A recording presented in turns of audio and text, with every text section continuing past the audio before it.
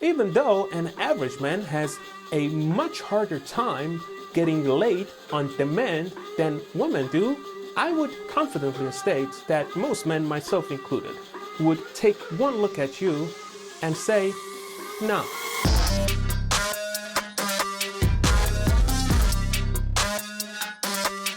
Why does Trump like to pardon rappers? What is that about? I think he likes celebrities. I think NBA Youngboy, Lil Wayne, and Kodak Black, and now this. What is that? I think he sees people who have fame and followings as people that if he pardons them, they're going to go out and spread his message. The Chrisleys. Excuse me, did you notice what you just did? This show looks at every single action taken by Trump through a race filter, because obviously Trump is a racist, right? Yet, weirdly, when you talk about the pardons, you didn't say black rappers. You just said rappers and celebrities with followings. And I would add to that Trump's criminal reform in his first term freed around 3,000 federal prisoners, 91% of whom were black. So my question is, how do you manage to call Trump a racist 24/7 on this show when your only proof is your mind reading of Trump? Yet when the reality, not you reading Trump's mind, but when the objective reality shows that Trump is the most pro-black president, you hide it from your viewers. And speaking of virgins, Oh my God. Elon Musk is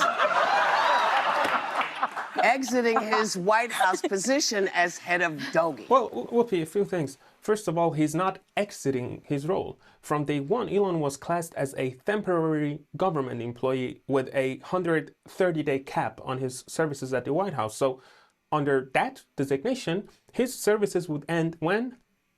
At the end of May. And we are now at the end of May. Thank you. And on your virgin comment, Elon has 14 kids and the status to charm any woman anytime.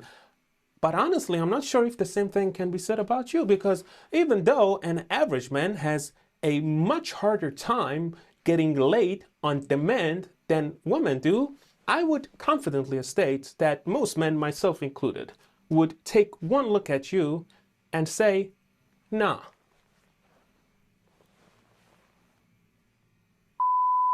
You resigned from Congress in 2011 over a sexting scandal.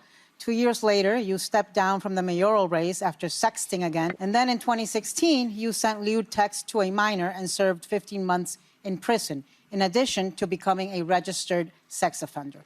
Why should New Yorkers give you a chance at a political comeback? All of that happened.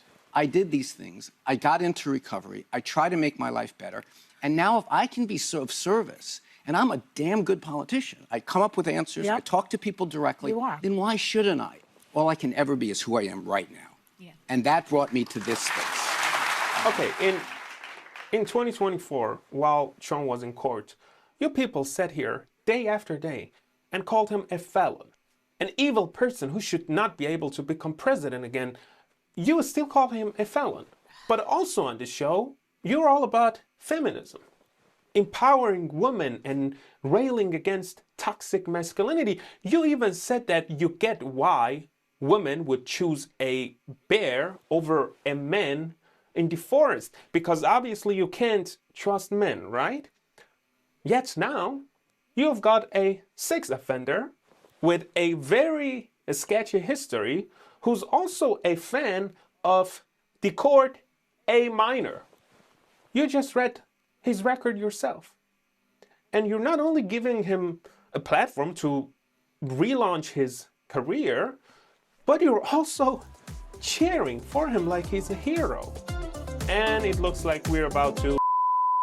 You know what bothers me when I see something like that is, why are these ICE agents wearing masks? I mean, they're completely Well, they said COVID was over, so why are they COVID, wearing a lot masks? of these people were objecting to now? the masks. They're wearing masks so that you don't identify them. And what does that mean? That is very jackbooty. Okay, Joy, so you have these agents lawfully enforcing immigration policy. And while that's happening, you have the far-left media, including this show, calling it illegal, demonizing the agents. and further radicalizing the already violent far-left lunatics.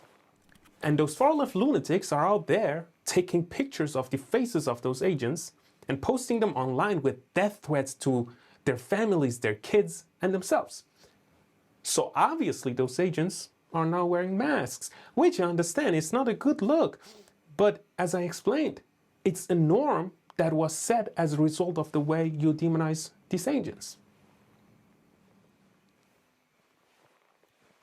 We'll be right back. You cannot remove us.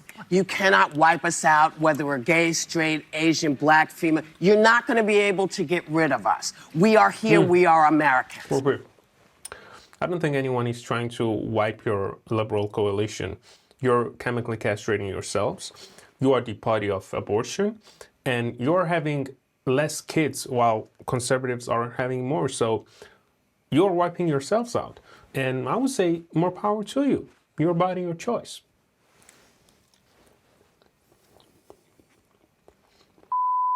Let me show you guys something. I want to show you both. So all of it. Do you guys have it, or is it not ready? There we go. Okay. So can you tell me which one is the riot in Los Angeles and which is the celebration for the Eagles? Yeah. Well, that's the point. Yeah.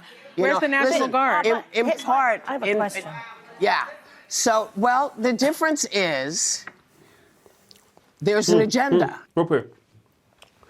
To spot the difference between those clips, the one from Eagles celebration, they have a long history of getting wild and sometimes out of hand, no doubt about it. But the clip that you handpicked, assuming it was your best card, shows people burning what looks like plastic bags and papers. Maybe you want the National Guard to save the papers, I don't know. But the one from California, which again, you handpicked, shows political riot and targeted violence against ICE agents and the law enforcement. And again, your own clip shows them torching police cars. So that's the difference. Well, I had family members who voted for Trump. Yeah. I'm from Ohio. We had to have those conversations. But when you're in an authoritarian slide, it becomes a closed system. The leader is the source of information. So when you're inside of that circular information system, then it's very hard to talk about anything because there's no basis in fact. Well, Carrie, first of all, I'm sorry about your family. I bet you're not easy to deal with. But your side, including you, judging by your words, you strongly believe that your country is run by an authoritarian or a king. And that's what we are being told by the news media and people on this show. Yet somehow you were allowed by the king to protest no kings. So I would say you might be inside a circular information system that doesn't have basis in facts, no?